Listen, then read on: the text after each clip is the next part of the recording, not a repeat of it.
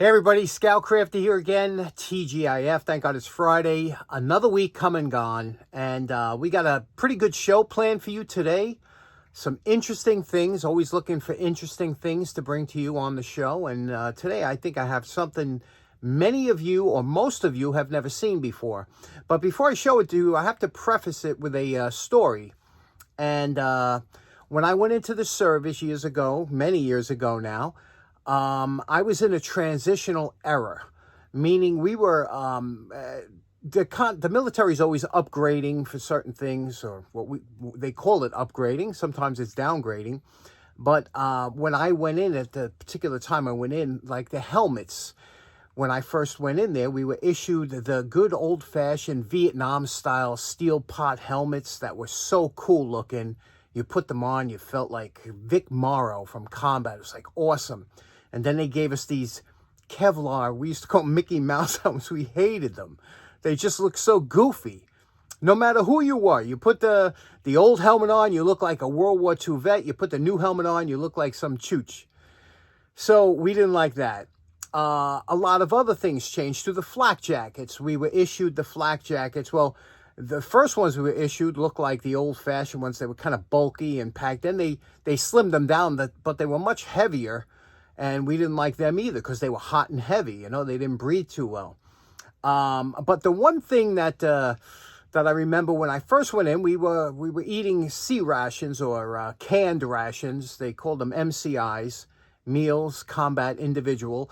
And they were cans of food. And they were interesting. You know, you had your P38, your little can opener you got with it. And you would open up your cans. And there was all kinds of food in there. You know, fruit cake, and there was, you know, canned hash and eggs, and everything came in the can, and I loved it. And then we got these MREs, meals, ready to eat, and they were just, they were filled with preservatives, and they were, you know, they were lighter, but they were just, they tasted horrible. The early ones, the first generation, they were just terrible. But, so it was a transition. But there was one thing that I never got as in the canned rations, but I always wanted, because I heard about them from former veterans, was the canned bread. Apparently, bread used to come in a can back in the day, and, you know, they used to look for it. They said it was really tasty, the canned bread. And like I said, I never tried it, but I've just recently found that B&M makes a canned bread now. So I said, boy, that'd be something fun for the channel. Let's get a can. So I got a can, and let's check it out. For first up, let's go right to it. Now, here it is. It's made by B&M, who is very famous for making baked beans, which they have good baked beans. And here it is. It's a brown bread. You can see what the container looks like. Now, this is available. You can get it like Walmart and certain stores. I wound up paying a lot. This was actually because I got it on Amazon. It was expensive on Amazon, like $9, but I think they run about $3 if you get them in a supermarket.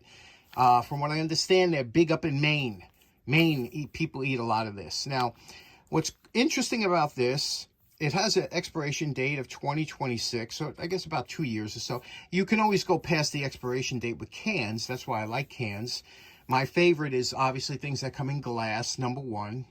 Number two would be canned, and I hate stuff that comes in plastic, but it's supposed to be a brown bread, and what do you say we take it out? You see, the ingredients aren't bad. You know, it's not like it has a bunch of preservatives or anything. It's pretty good. So let's open it up and see what it tastes like and what it looks like. Okay. Well, it smells good. It smells like a brown bread, and apparently, from what I understand, you have to, the best way to get this out of here is, I don't know if it'll come out like this. It feels like it will. But they say that you should open up the back, open the bottom, and push it out. So, let's see. We'll see what we can do. Okay, I took the back off. You could see here. There's the back. I'm going to push it through here and see if we can't get this bread to pop out. I think it will. It's coming out here. So let's push it out before we flip it onto the floor. Okay, there we go. You can see it rubbed against the side of the can a little bit. It probably should look more like this to be more presentable. But, and there is some of that we scraped off when we're pulling it out of the can. Let me just try this here real quick. And, well, it almost tastes like I thought. It has a bit of molasses flavor. It's okay. It's a brown bread. You know what would be good on this? Cream cheese. Yes, I was right. Cream cheese goes very well on this bread. It is a, it tastes almost like a cross between like a pumpernickel and a sweet brown bread. Interesting. Definitely you wouldn't buy this for the bread. It must have a reason. Maybe for the shelf life. Maybe if you were taking it somewhere camping or something like that. Or this would be great to keep up at the cabin where the mice couldn't get into it, you know. And you would have some bread or something there. So it's interesting. It would be good served with beans. It has that flavor. And afterwards you could put it, I'm sure it has, like I said, once you open it, the shelf life obviously isn't going to be as good. But interesting. Ever see anything like this? Have you ever had canned bread? Something unusual, right? Okay, next up. Picked up these pair of pliers at the dollar table. And I did it for one reason. And that is for instructional purposes. Because not only do I have a bunch of great needle nose pliers, but this one's got all kinds of issues. It's engraved, it's rusted, and it's loose. Can you hear that? Now, the first thing I always tell you, if ever you're going to buy a pair of needle nose, you take it like this and you twist the top and see if it has any movement. And you could see here, this does. It has a movement, and you could see here, you see how it's misaligned when I close it, if I move it over. So, and it was also reground. So what we want to do here is, I want to show you how to tighten up. Now, Larry asked, he says, could you show us that don't have a dake, how to tighten this up? And absolutely. Now, if you notice here, when you open and close the pliers here, you'll see one side here, this doesn't move, this side of the rivet. And you could see here, this side does move. You see that the rivet spinning? This is the side that you want to expand outward to tighten this up. And first thing we're going to do, let me clean this off so you could get a better view. I'm just going to wire brush. Okay, we're back from the wire brush. We just did a quick one just to get the rust off. But I want to show you here this rivet. The way this rivet goes around here. You see that there? There's the ring around here. So you want to get as close, about 1/8 of an inch from the outside of the ring, right about here. You want to put something about that wide, so when you press down on it, it expands this part here and tightens up these pliers, okay? So you don't want to go smaller than this. This is like the smallest part of the rivet. You want between that size and the outer size. And now, because we're doing this without the dake, I'm going to show you where you could do it with a hammer or you could do it with a vise. Most people have a vise. Let's try it with the vise. So we got to get something this round to put here, and I like to use a nut. Now, these rivets are usually put in hot, and they are pressed down, and then they're ground flat. We don't have that ability to do that, but what we're going to do is we're going to take a couple of hardened nuts, and we're going to put it centered over the rivet lines on the top and the bottom, and we're going to hit the top. Now, if it's an older pair of pliers that the steel isn't as strong as these, you might be able to get away with it in the vise, and I'll show you that. But with these, because the steel is so hard, I think we're going to have to use the hammer method.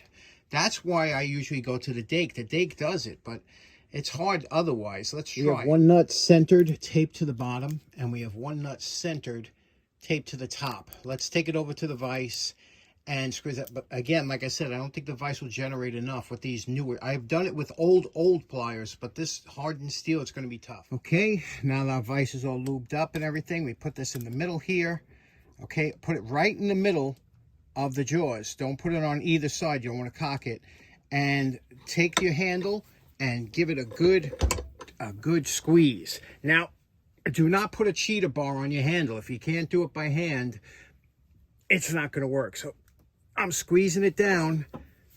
I don't know if that was enough, but while this is still taped up, let's take it over to the hammer method, and I'll show you that.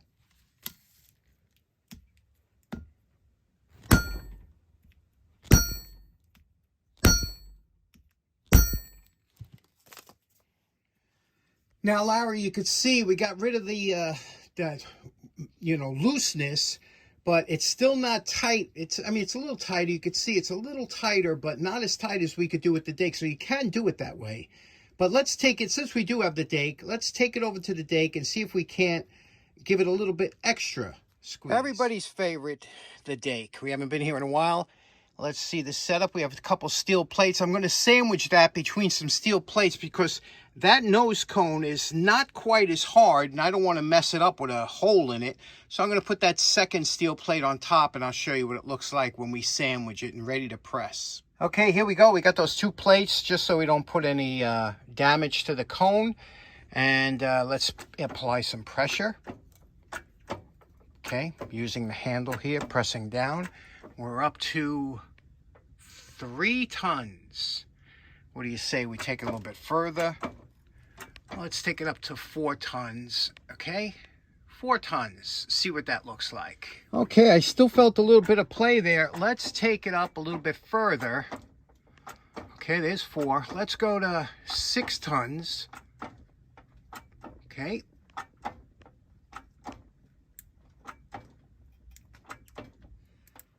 Okay, after 6 tons, you can see the rattle is gone, and it's not opening. You see, it's not falling open like it did before. It's got a little bit of a stiff. See what I mean? It's definitely tighter. It shifted just a little bit when we're pushing. That's not centered perfectly, but you could see here that it lines up here on the top. And now what we're going to do is we're going to, obviously we got to finish this off. But you're going to need a press. I can't see you doing this without, unless it's an older pair. But look what it did to these hardened steel nuts. Look what it did. Look how it squashed them out. So if you could do it, you probably need a sledgehammer to do it with a hammer or something, but with the newer pliers. But this, you can do it with the old pliers with the weaker steel. Let's clean this up.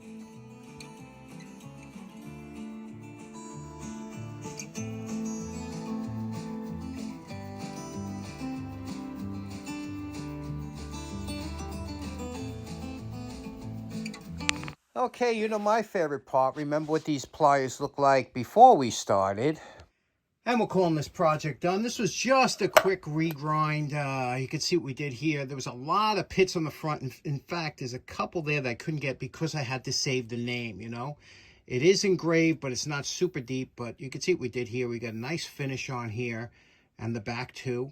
Took all the rust, all the pitting off. Reground the tip. Remember I had that funky tip. Reground it. It works. Look how they meet up can you see how they meet up there? There we go. Can you see that? That's important. It's got to meet up like that. And let's see how it performs. Let's see how it cuts. A lot of people use these to cut wire. Okay, we're going to try the cutters out on a zip tie here. You could see, looks like we got a decent cut here. It's making a decent cut of it. Nice snap to it. And there we go. $1 pair of Craftsman needle nose pliers back in service. Next up, another score from the dollar table. Let's see what we got here. Let's take this apart. Okay, these are T-handled hex keys. That was kind of handy. This is the original case. I did not know that. These were Klein. See, Klein tools. Catalog number 68901. T-handled hex keys set. 8-piece set. So anyway, these got to be cleaned up. I want to tell you also, if ever you get one, what's nice about these sets, if you should get one that the tip is all buggered up, which don't always happen, but if it is, you can always take your cutoff wheel and cut off a 1/4 inch of here and have a fresh start, because these are hardened all the way through.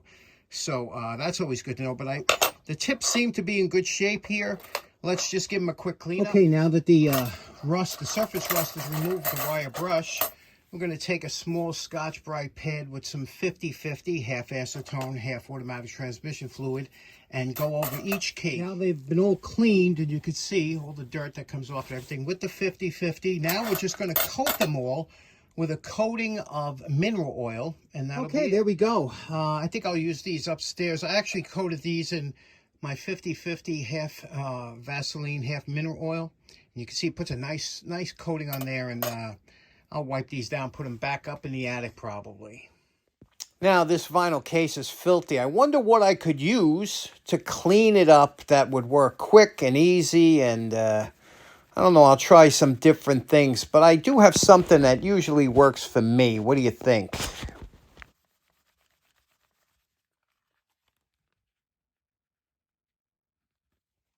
Okay, last up. I don't even know how long this video is running, but you can see here, this was from the dollar table. It is a, you know, the folding rulers that we like here. It's missing a brass pin there that when they lock together. But what we're going to do is to clean this, the best thing I found is Barkeeper's Friend and a toothbrush, an old worn toothbrush. Make a slurry with this and just go through it, and I'll show you how quick and easy it is using Barkeeper's Friend. The slurry works really well, but you can also use the product direct if you have a tough spot. Okay, you can see here, that's just one application here. One side, this is what it looked like before and after. So we'll do the whole thing. Okay, here we go. It cleaned up very nicely, right? It was, you know, a lot of stains and whatnot, but that came out real good. Now, to protect it, okay, what we're going to do, we wiped it down with a couple damp rags to get all the Barkeeper's Friend off. Now what we're going to do is we're going to wipe it down with some lemon oil. Now, it's called lemon oil, but it's actually a finishing oil, and it's, you know, it has mineral oil and other different types of finishes in here, and also has a nice lemony scent. And this has been used for years on wood, but look what a nice sheen it leaves on it without making it look like a glossy mess. So we'll just wipe this in, let it absorb for a little bit, and I'll show you what the finished product looks like. Okay, we're calling this project done. You can see here what we have. We have a nice finish on here. This was the back that looked real bad. The inside was actually in pretty good shape. You could see here. Look how nice, and that's not slippery or anything. That's a nice finish on there. Nice little sheen. Opens up, and there you have. This is a 24-inch, I guess that was pretty much a standard size, the 2-footers. So there we go. Barkeeper's Friend. Best thing I've found to clean this up in a hurry. You know, you don't want to be down here all day. Okay, another productive day down the shop. On Monday, I should have the video of the Long Island tool meet that I went to yesterday, but I'm filming this before, so I didn't even go there yet. The time space continuum continues. Anyway, hope you enjoyed today's episode. We'll see you again on Monday. Take care now. Enjoy your weekend. Bye-bye.